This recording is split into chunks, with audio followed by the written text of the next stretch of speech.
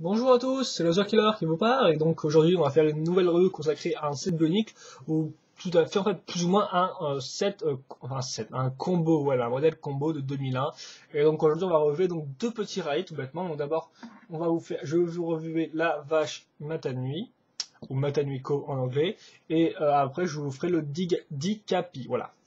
Et donc bah, la vache Matanui, anciennement appelée Muko, en fait, donc Muko, tout bêtement, parce que Muko c'était un petit jeu de mots entre mou et ko, donc en anglais qui signifie bah, me comme la vache, et donc ko pour vache, tout bêtement, voilà. Hein. Superbe imitation de vache d'ailleurs, au passage. Et donc bah, les designers ont trouvé ça un peu trop enfantin comme jeu de mots, donc ils ont choisi ça par vache de Matanui, tout bêtement, donc voilà, Matanui ko. Dommage, parce que Muko, ça faisait assez bien bionique, je trouve, mais bon, voilà. Donc bah, le set en lui-même, vous pouvez le réaliser, le combo plus en lui-même, vous pouvez le réaliser donc avec deux sets qui sont Poitu et Galiolda, voilà. Donc bah, le corps est donc celui de Galid, tout bêtement, hein, donc rien de très original là. Idem pour les jambes qui sont faites donc des jambes de Holda utilisées. Les pieds sont des connecteurs tout bêtes, voilà, donc rien à dire là-dessus. Les parties intéressantes en fait, de ce combo-là sont surtout le dos et la tête. Donc le dos est un peu spécial vu qu'effectivement, bah, il utilise une tête de Holda, mais comme vous pouvez le voir, une tête en fait, bah, il vaut mieux utiliser une tête en fait sans cerveau. Ce qui est en fait assez impossible parce que dès qu'on a mis la pièce cerveau qui sert aussi d'œil dans une tête Holda, c'est carrément impossible de l'enlever. Moi, j'y suis jamais arrivé, j'ai pourtant essayé. Peut-être qu'on peut essayer en la cassant, je sais pas trop, mais c'est carrément impossible.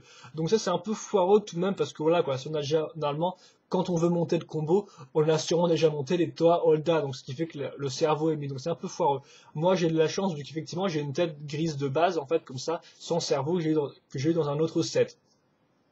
Mais voilà, pour ceux qui l'ont pas, c'est un peu foireux, vu qu'effectivement, bah, vous en dites bien que la tête doit être mise ici. Mais au pire, vous pouvez aussi prendre une tête de Nokama bleue, en fait, une tête de, plutôt moins une tête de Holda bleu qu'on trouve dans Nokama, vous savez, en tant que pied, en fait. Les tueurs ont des... Excusez-moi. Un truc qui revient mal, là. Voilà. Donc, je disais, oui, la tête, une tête Holda bleue en fait donc sert de pied dans Nokama, et parce qu'effectivement sur une des photos du Muko, une des photos promotionnelles, et bien ils ont mis ces têtes là au niveau du dos, donc vous pouvez aussi changer ça avec une tête de Nokama, il n'y a pas de problème, voilà, si vous n'avez plus de tête de Holda, sans cerveau du moins. Même si tu me diras, trouver de Nokama c'est un peu dur tout de même. Voilà.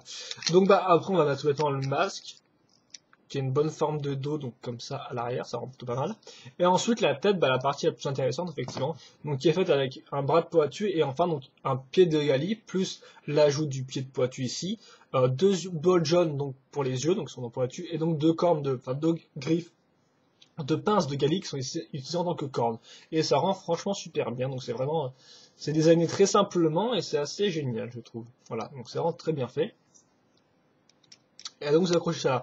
Juste peut-être petit défaut, c'est le fait que la tête est quand même vachement grande comparée à tout le reste, mais ça va, on s'en rend pas trop compte, je trouve ça. Ça reste convenable, voilà. Vous avez aussi un mécanisme, cette là effectivement, c'est ce mécanisme-là, mais le problème en fait, c'est que là, bah, il est aussi en fait, bloqué contre la tête, donc ce qui fait que vous pouvez quand même le tourner, mais ça reste quand même un peu dur, voilà. Mais vous pouvez quand même vous amuser à bouger les pattes avant, ce qui n'est pas grand-chose, mais voilà, il y est néanmoins.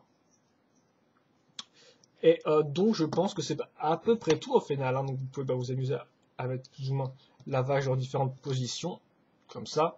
Voilà, bizarre cette position quand même pour une vache. Et voilà, c'est à peu près tout. Donc c'est un rail plutôt sympathique, assez mignon je trouve, et qui rend bien quand vous êtes sur un bureau comme ça. Donc voilà. Donc qui vaut surtout pour la tête, hein. Voilà, vous l'aurez compris. Mais de toute façon, je reparlerai un peu après quand je fais le bilan.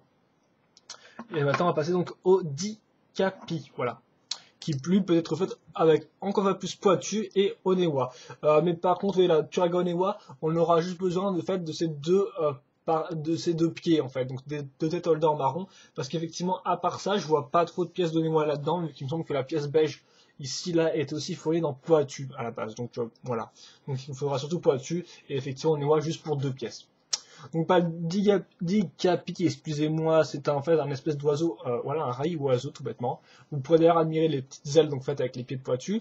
Pour le reste, bah, c'est le corps de Poitu, les petits pieds de Poitu, non, les petits pieds de Newa. Pour le reste, bah, c'est le corps de Poitu, c'est les mêmes jambes aussi, enfin, à part que là on utilise les bras, ce qui rend plutôt pas mal au niveau du design global. La tête est là, donc je sais pas trop où sont les yeux, en fait, peut-être la partie transparente, je sais pas trop. Et donc il y a un mécanisme, quand vous tournez l'aile, il bouge la tête, ce qui est plutôt rigolo je trouve, et ce qui marche quand même bien mieux que les jambes la vache Matani, voilà. Et donc bien sûr, bah, c'est sur ball joint en fait, donc ce qui fait que vous pouvez mettre les ailes dans différentes positions, par exemple comme ça. On essaie de battre des ailes. Voilà. Et après, c'est à peu tout pour le modèle, hein, donc vous avez plus ou moins toutes les articulations et comment ça marche. Bien sûr, c'est à vous de bien remettre l'aile quand vous remettez la tête droite. Mais voilà, ça marche plutôt bien, il est plutôt mignon aussi, même s'il est franchement pas très complexe. Et peut-être que quelques peut-être d'autres petites pièces auraient peut-être aidé à le rendre un poil un tout petit peu mieux. Mais il est déjà quand même pas mal dans le genre, enfin voilà, c'est un petit rail mignon au final. Donc c'était toujours le but de la review, c'était de montrer ces deux espèces de sets combos peut-être pas forcément super connus, qu'on peut faire donc avec des Toa Holda, voilà. Il y en a aussi d'autres qu'on peut faire avec des Borok, tout ça, donc on les rendra plus tard à ça. Voilà. Et donc voilà, donc c'était la vache Matanu, ou Matanu Cow en anglais, et en anglais, yeah, super mon accent. Et aussi donc le Dikapi, voilà, l'espèce d'oiseau rail. Et donc les deux sont plutôt pas mal, donc si vous avez un peu de temps à perdre, pourquoi pas les monter. Je conseille particulièrement la vache Matanu, qui a vraiment une tête très sympathique, un design global plutôt agréable, voilà. Idem pour le Dikapi, mais voilà, quoi, il est un peu plus limité, vous en avez rendu compte, mais il reste moins sympathique, et donc pour tous ceux qui aiment bien avoir des rails, ou qui aiment bien en construire, bah, je vous les conseille très fortement, voilà. Donc c'était ma review, c'est deux petits combos, voilà, donc de cette rails. Et donc, bah, je vous dis, bah, et bien sûr, ils sont canoniques à l'histoire, on les voit dans l'histoire, voilà. Et donc, bah, moi, je vous dis à la prochaine donc, pour une review d'un set ou d'un combo. Allez, à plus!